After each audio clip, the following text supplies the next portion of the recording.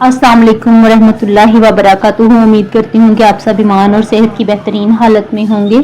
आज का एक बहुत ही अफसोसनाक वाक़या मौलाना तारिक जमील साहब के बेटे का हुआ है। इन्ना लिल्लाहि व इन्ना इलैहि राजिऊन। अल्लाह पाक उनकी मग़फ़िरत फरमाए और हर किसी का खात्मा ईमान पे करे। खात्मा बिल खैर की दुआ रोज़ किया कीजिए। हमारे मज़हब में सबसे जो नापसंदीदा चीज़ है ना, हराम करार दी गई है, वो है खुदकुशी। इसलिए दुआ करनी चाहिए। बीमारी है, बीमारी की हालत में हुई है। उन्होंने कहा कि वो बचपन से ही इस बीमारी में मुब्तला थे और पिछले 6 महीनों से जो थे वो ये आर्ज़ा जो था वो ज़्यादा हो गया था और उनको इलेक्ट्रिक शॉक्स लगाए जा रहे थे और आज जो था वो आपे से बाहर हो गए और उन्होंने अपनी जान ले ली। अल्लाह पाक उनकी मग़फ़िरत फरमाए और हमारा खात्मा बिल खैर करे। अल्लाह पाक हम सब को अपने हिफ्ज़-ओ-मान में रखे। देखिए, ये छोटी छोटी बातें होती हैं। हम सब डिप्रेशन का शिकार रहते हैं, हम सब ही इस बीमारी में मुब्तला हैं। इस वक्त मैं ये देखती हूँ ना कि कोई किसी से हसद कर रहा है, कोई किसी की चुगली कर रहा है, कोई किसी की गिबत कर रहा है, कोई कह रहा है कि मेरे पास तो है ही कुछ नहीं, कोई कह रहा है कि मेरे पास है भी सब कुछ लेकिन है ही नहीं बिल्कुल भी, और दूसरे को देखते हैं ये उसके पास बहुत ज़्यादा है, उसके पास बहुत ज़्यादा। हर वक्त हम लोग डिप्रेशन में रहते हैं, हर वक्त मर्ज़ में मुब्तला रहते हैं। तो उसको मर्ज़ को बढ़ने मत दीजिए, अपने ऊपर तवज्जो दीजिए, सेल्फ लव कीजिए, सेल्फ केयर कीजिए, इमोशनल इंटेलिजेंस सीखिए, अपने आप पे बहुत ज़्यादा तवज्जो दीजिए। अभी आप ये देखिए कि माइंड साइंसेस की जो एक्सरसाइजेज हैं ये बहुत हेल्पफुल हैं अपने दिमाग को ताकत देने के लिए, अपने जहन को बदलने के लिए, कंसंट्रेट करने के लिए, लम्हे मौजूद में रहने के लिए, प्रेजेंट मोमेंट पे फोकस करने के लिए। ये बहुत ज़्यादा चीज़ें हैं। और जब भी ये आर्ज़े बढ़ जाते हैं ना, फिर जब आप जाते हैं साइकियाट्रिस्ट के पास, साइकियाट्रिस्ट आपको दवाइयों पे लगा देते हैं। दवाइयाँ आपको सारी ज़िंदगी खानी पड़ती हैं और मेडिसिन से कोई फ़ायदा नहीं होता नींद के अलावा। मैंने नहीं देखा, जब तक आप खाते रहेंगे दिमाग सोया रहेगा और आप जो है वो ठीक रहेंगे। तो खुदारा अपने ऊपर तवज्जो दीजिए, बेसिकली लॉ ऑफ अट्रैक्शन सीखिए, अपनी रब का शुक्रगुजार बंदा बनिए और बचपन से ही अपने बच्चों को भी सिखाइए ताकि वो गुस्सीले हों ही नहीं, वो डिप्रेशन का शिकार हों ही नहीं। अपनी पूरी कोशिश कीजिए, बाकी जो अल्लाह ताला के हाथ में है, बाकी जो इसने कातबे तकदीर ने जो भी लिखा है वो आपके सामने आके रहेगा। लेकिन अपनी पूरी कोशिश कीजिए, सुबह शाम दुआ कीजिए, अल्लाह पाक से दुनिया व आखिरत की भलाई मांगते रहिए, अल्लाह पाक से आसानियाँ मांगते रहिए, अल्लाह पाक से खुशियाँ मांगते रहिए, अल्लाह पाक से शुक्र की तौफीक मांगते रहिए। कभी भी सब्र मत मांगिए, शुक्र मांगिए। या अल्लाह मुझे शुक्र की तौफीक दे, या अल्लाह मुझे शुक्र की तौफीक दे।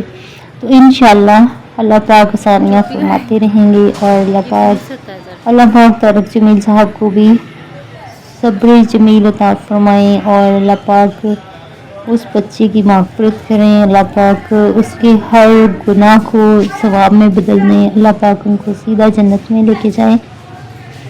वो बीमारी की हालत में मरे हैं, अल्लाह ताला उनके लिए आसानी फरमाए। आमीन सुम्मा आमीन। अच्छा, ये जो कहते हैं ना कि बहुत सारे लोग ये कहते हैं कि जी आप करें, नमाज़ पढ़ें, कुरान पढ़ें और वज़ाइफ करें, वो ठीक है बात आप करें। आपकी बेसिकली जो है ना, आपका हर रोज़ का जो काम है ना, जो ड्यूटी है वो है 5 टाइम्स प्रेयर। 5 वक्त की नमाज आप पे फ़र्ज़ कर दी गई है, वो आपने पढ़नी ही पढ़नी है। उसके अलावा आपने अपनी जान पर जुल्म नहीं करना। ज़्यादा जो है ना वो आप जो भी कर सकते हैं एक्स्ट्रा 2 रुकू पढ़ लें कुरान पाक के और साथ में जितना आप कर सकते हैं, ज़रूरी नहीं है कि बहुत ज़्यादा। जब हम बहुत ज़्यादा भी पढ़ाइयाँ करते हैं ना, उससे भी हम डिप्रेशन का मरीज़ बन जाते हैं। क्योंकि अब ये मैं ये नहीं कह रही कि कलाम इलाही ना करें, मैं खुद माशाल्लाह बहुत पढ़ती हूँ सारा दिन में, लेकिन ये कि मैं अपना ज़ाती तजुर्बा ही बयान करूँगी आपके सामने। जब हम बहुत ज़्यादा पढ़ रहे थे ना, हमारे दिमाग इतने नहीं होते, कमज़ोर होते हैं। वो जब पढ़ रहे थे ना वो एक थकावट सी दिमाग के अंदर बैठ जाती है और उससे हमारा डिप्रेशन बढ़ जाता है। हमें अपनी ताकत से ज़्यादा کوئی بھی چیز کرنے کا حکم نہیں دیا گیا. ہمیں نماز بیٹھ کے پڑھنے کا، لیٹ کے پڑھنے کا، کھڑے ہو کے پڑھنے کا یہ کہا گیا ہے. نماز چھوڑنی نہیں ہے، پڑھنی ہے، ریلیکس ہو کے پڑھنی ہے. یہاں تک بھی فرمایا گیا ہے کہ تم ساری نماز نہیں پڑھ سکتے، فرض پڑھ لو. یہ بھی کہا گیا نا کہ پڑھو ضرور، پڑھنی ہے تم نے لیکن چھوڑنی نہیں ہے، یہ نہیں کرنا. وہ باقی فرقہ واریت ہی باتیں ہیں. کوئی فرقہ اپنے مطابق کہے گا، کوئی فتویٰ لگا دے گا کہ یہ کیوں کہا کہ یہ صرف فرض ہی پڑھ سکتے ہیں. تو یہ ساری تحقیقات کرنے کے بعد میں نے بات کی ہے. ٹھیک ہے، ہر وقت کی بات ہے. اللہ پاک نے سفر میں نماز کا اور طریقہ بتایا، گھر میں اور بتایا، باجماعت نماز پڑھنے کا حکم دیا. ہر چیز اللہ پاک نے آسانی رکھی ہمارے لیے. ہم اپنے اوپر خود فرض کر لیتے ہیں، جی میں نے اتنا بھی پڑھنا، اتنا بھی پڑھنا. وہ ٹھیک ہے. اب میں ہمیشہ آپ سے کہتی ہوں نماز جو ہے وہ فرض ہے، وہ تو آپ نے پڑھنی ہے. اس کے بعد ہے درود پاک کی سب سے زیادہ فضیلت.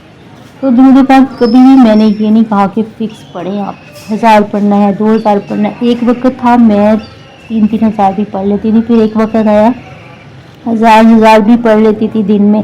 اب وہ وقت بھی آیا ہے کہ آپ یقین کریں کہ 100 200 100 200 300. کیوں؟ دماغ پہلے جیسا مضبوط نہیں رہتا انسان کا، وقت ایک جیسا نہیں رہتا انسان کا. تو یہ کہ ہر چیز چینج ہوتی ہے وقت کے ساتھ ساتھ. تو خود پہ ظلم نہیں کرنا، اپنی طاقت سے زیادہ نہیں پڑھنا. اس کو پڑھیں آپ جتنا بھی ہے، اور اذکار بدل کے کریں. ضروری نہیں ہے کہ آپ نے ایک تسبیح پکڑ لی تو وہ ساری زندگی وہی کرتے رہنا. بدل کے اذکار کریں اور درود پاک پڑھتے رہیں. میں کہتی ہوں کہ 50 دفعہ جو بندہ درود پاک پڑھ لیتا ہے نا دن میں، وہ بری زبان ہو جاتا ہے.